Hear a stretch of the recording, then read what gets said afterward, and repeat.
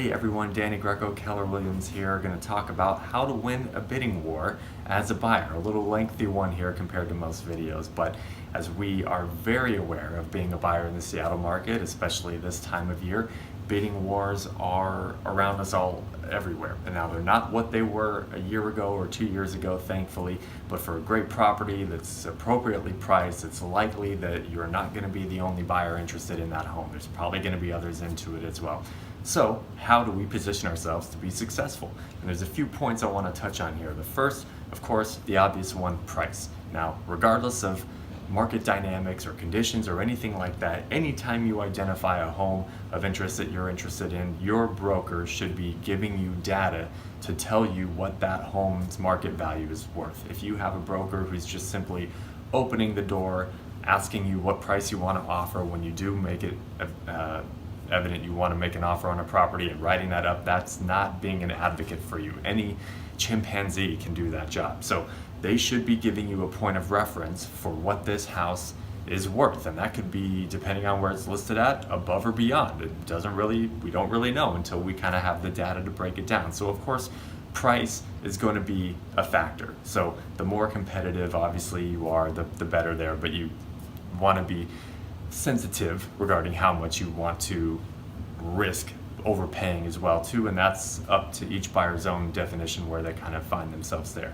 Secondly is going to be the contingencies. Now, standard with every offer are your financing, title, inspection, those contingencies, that sort of thing too. Well, if we're in a market where buyers are clawing at each other to make their offer more competitive than the next, many, if not all, offers are going to have a lot of shaved down contingencies, or maybe even be completely contingent free when that offer is submitted to the seller. So there you want to talk with your broker and really understand what each contingency means, how it's meant to protect you, and how by potentially waiving or shaving down each contingency, you're making your offer, though more aggressive, more risky. And you really want to understand what those risks are when you talk about waiving contingencies, specifically the financing contingency. And that's a topic we can talk on for minutes and minutes that I'll save you from here. So if you're a seller, ideally you're looking for that offer that's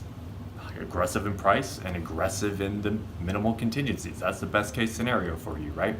Another thing you can do as a buyer is be aggressive with your earnest money. So as you probably know, earnest money is a portion of your down payment or your funds to close that, instead of being deposited at the very end when you're signing your documents like the rest of your down payment money, it's deposited within a few days of your offer getting accepted. So it's kind of like a little gesture of good faith that you're applying. It's a glorified security deposit for a rental, if you want to think of that.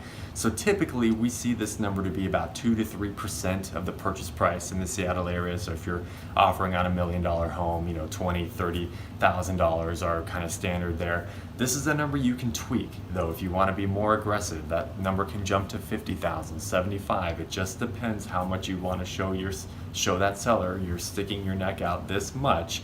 And again, if we're talking about contingencies being waived and that sort of thing, the higher that number is, the higher at risk a buyer is, and being more aggressive and making their offer a little more risky there too. Another piece, the final piece, is the choice of lenders. So I cannot stress this enough, not all lenders, just like all agents or any other small businesses, not all lenders are created equally. And if you submit an offer in a multiple offer situation with an unknown lender who is not even local, there's a very slim chance your offer is going to get accepted.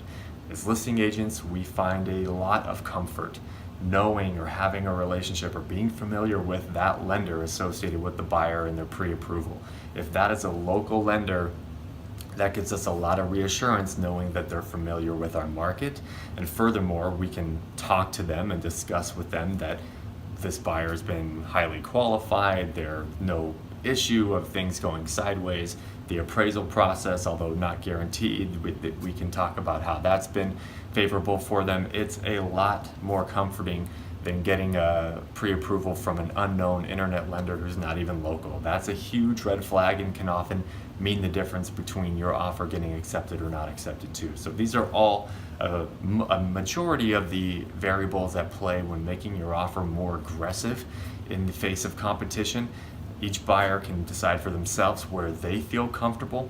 And the best part is when the day of offer review comes and there's, let's say, 5 offers on the table, whether we win or lose, we're going to know what it was that winning offer did, because listing agents are pretty sympathetic with buyer agents out there, and they're going to let them know, hey, here's what the winning offer did. So the buyers are going to be better informed and probably better prepared the next time they go out ready to make an offer. So hope that helps. We'll get back with a new topic soon.